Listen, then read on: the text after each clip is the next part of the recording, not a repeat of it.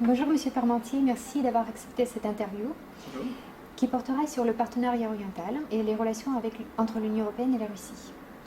D'abord, ma première question, pouvez-vous en quelques mots nous donner une définition de ce qu'est le partenariat oriental? Le partenariat oriental, si on devait le définir de manière très simple, c'est la volonté de la part de l'Union européenne d'exporter son modèle au-delà de ses frontières. Au-delà de ses frontières, mais dans 6 pays précisément. C'est-à-dire 3 pays d'Europe orientale, la Biélorussie, l'Ukraine, la Moldavie, 3 pays du Caucase du Sud, l'Azerbaïdjan, l'Arménie et la Géorgie. C'est donc une volonté de transformation de la part de l'Union européenne, une volonté de transformation à l'Est, comme on a également une volonté de transformation au Sud. Au Sud avec des États comme la France, des États comme l'Espagne, des États comme l'Italie qui eux-mêmes ont leur propre politique de transformation régionale. C'est donc une politique qui est importante pour les Européens également, importante parce que si les Européens ne sont pas capables d'exporter leur modèle au-delà de leurs frontières proches, on peut douter qu'ils arrivent à exporter leur modèle beaucoup plus loin. Donc par conséquent, c'est une volonté de transformation, c'est une volonté de transformation dans cet espace post-soviétique qui est parfois encore très complexe et dont les évolutions peuvent être assez rapides, comme on l'a vu ces derniers mois. Et c'est également une politique importante puisqu'elle va définir un peu ce qu'est l'Union européenne en tant qu'acteur plus largement. Dans quelle mesure le partenariat oriental dans son format actuel est-il compatible avec les relations de bon voisinage avec la Russie? La question des relations avec la Russie se pose clairement dans le cadre de la politique européenne de voisinage et plus particulièrement dans le cadre du partenariat oriental. Pourquoi? Parce qu'il semble que l'Union européenne, dans sa volonté de transformer les pays du voisinage, entend transformer finalement des États qui font partie de ce que la Russie considérait de son étranger proche, c'est-à-dire des États qui faisaient partie de l'ex-Union soviétique, issus de l'ex-Union soviétique. Dans ce cadre, on peut voir qu'il y a des relations très directement contradictoires. On peut penser par exemple au mois de septembre dernier à la volonté russe vraiment de récupérer l'Arménie qui faisait partie ces dernières années des États plutôt qui ont réalisé de bonnes réformes au sein de l'Union européenne. On a vu cette espèce également de même politique vis-à-vis de l'Ukraine, puisque alors que Viktor Yanukovych était sur le point de signer l'accord d'association, en tout cas il l'avait fait croire pendant un certain temps, on voit que la Russie a jusqu'au dernier moment essayé de monnayer son influence en proposant un prêt de 15 milliards de dollars. On a donc de ce point de vue-là, à première vue, deux politiques qui sont radicalement opposées.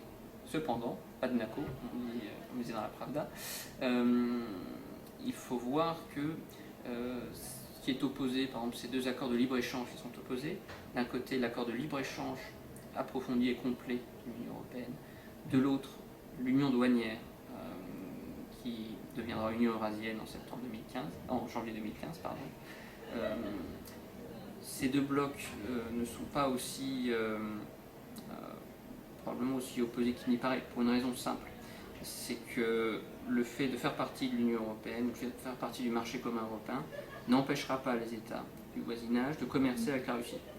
Un exemple très simple est que si on regarde deux pays de taille plutôt comparable, si on compare la Moldavie, la Lettonie ou la Lituanie, 3 petits États, la Russie commerce beaucoup plus avec la Lettonie, beaucoup plus avec la Lituanie qu'avec la Moldavie, qui pourtant, pour la Russie, pourrait avoir vocation à rentrer dans l'union douanière.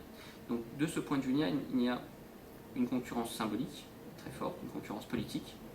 La concurrence économique peut être discutée, tout à fait voir quels sont les... Il faudrait voir dans le détail, etc. Ce qui est sûr, c'est qu'il y a une concurrence sur qui va signer quoi. Là-dessus, il y a une claire opposition. Il n'y a pas proprement parlé d'opposition sur les questions de libéralisation des visas. Pourquoi? Eh bien parce que tout simplement, jusqu'à un certain point et jusqu'il y a quelques temps, il était plus facile pour un Ukrainien qui habite à Kiev, qui habite à Lviv, qui habite à Donetsk, d'aller en Russie, que d'aller au sein de l'Union européenne. Le fait que les Européens finalement ouvrent ou libéralisent les visas pour permettre à davantage de migration de se réaliser ne peut pas être considéré sérieusement comme autre chose qu'une opportunité offerte aux Ukrainiens. On ne cherche pas ni ni à diaboliser, ni à mettre de côté qui que ce soit à travers ça.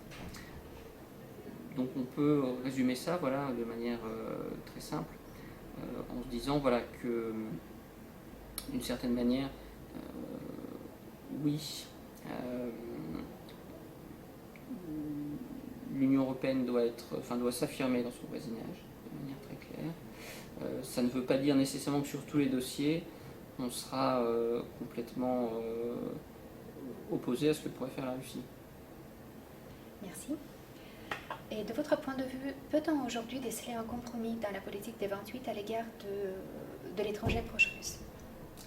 Ce qu'il faut observer tout d'abord, c'est que la politique européenne de voisinage, pour le coup, a été créée avec cette ambition de se donner une politique commune, dans ce qui est peut-être l'un des enjeux les plus difficiles pour l'Union européenne, qui est la politique étrangère.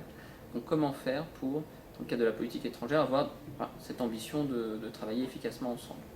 C'est loin d'être évident, et pourtant le fait d'avoir un cadre commun déjà est plutôt un bon signe.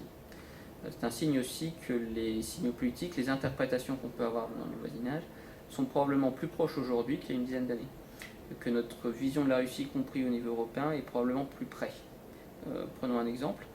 Lorsque la Troïka européenne, la Troïka étant composée du triangle de Weimar, la Pologne, la France, l'Allemagne étaient présentes non pas à Vilnius, mais à Kiev cette année, elle a été capable d'articuler un discours avec les autorités ukrainiennes.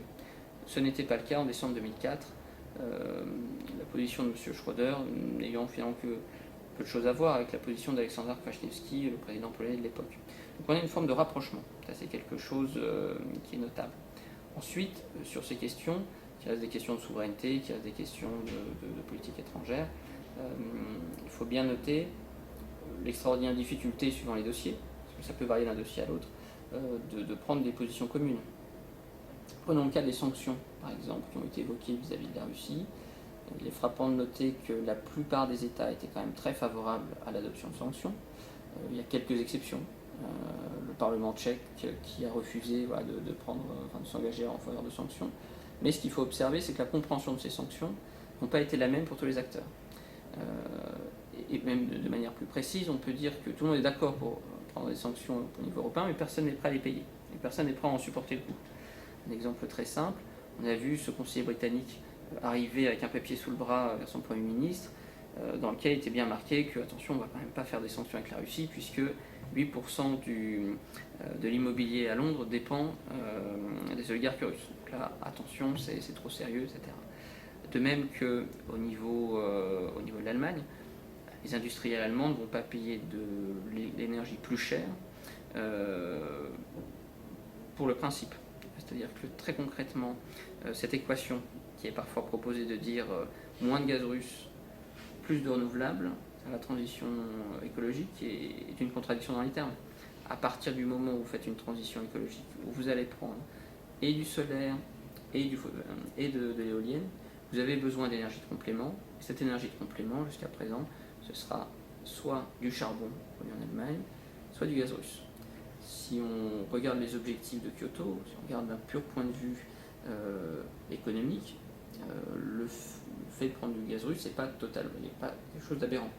Ce qui est aberrant, c'est plutôt l'incapacité des Européens finalement à mutualiser leur marché commun de manière à ce qu'aucun des États de l'Union européenne, membres, ne puisse être pris à part par la Russie en disant voilà, je vous coupe le gaz. Ça, c'est aussi aux Européens voilà, d'aller vers cette intégration du marché européen du gaz qui permettra tout simplement d'éviter ce genre de problème. Enfin, on peut penser à la position française qui était prête à abandonner la livraison de navires Mistral si les autres faisaient aussi des gestes. Et donc on sent bien qu'il y a un certain problème par rapport à ça. C'est que tout simplement ces navires qui en plus ne sont pas armés doivent être livrés. Il est difficile de se dédire de ce type d'accord. On a encore la position roumaine l'année dernière qui était de dire oui à des sanctions, alors il faut un fonds d'indemnisation pour tous les pays qui prenaient des sanctions. À ce moment-là on peut se demander, et on revient à la question du coût de manière très, très directe. Donc deux politiques communes avec les 28, je crois qu'on a fait un certain nombre de progrès depuis une dizaine d'années, que la politique européenne de voisinage était là pour ça, mais que sur des cas très concrets, on sera parfois amené à retrouver un certain nombre de blocages qu'on a observés auparavant. Merci. Quel impact la crise en Ukraine pourrait-elle avoir sur la politique européenne de voisinage vis-à-vis de ses voisins à l'Est? Ce qu'il faut voir, s'il faut retenir, première chose, c'est que l'Ukraine, c'est le joyau de la couronne du partenariat oriental. Pourquoi? Parce que l'Ukraine, c'est 60% de la superficie des pays du partenariat oriental, 60% des richesses, 60% des populations, à peu près les 3/5 partout. Mais surtout, politiquement, c'est un État qui, d'une part, va donner un peu le ton. Clairement, je veux dire, on observera avec beaucoup d'attention dans les pays voisins les élections présidentielles du 25 mai prochain. Et c'est d'autant plus un pays important qu'elle donne le ton par rapport à la Géorgie et à la Moldavie.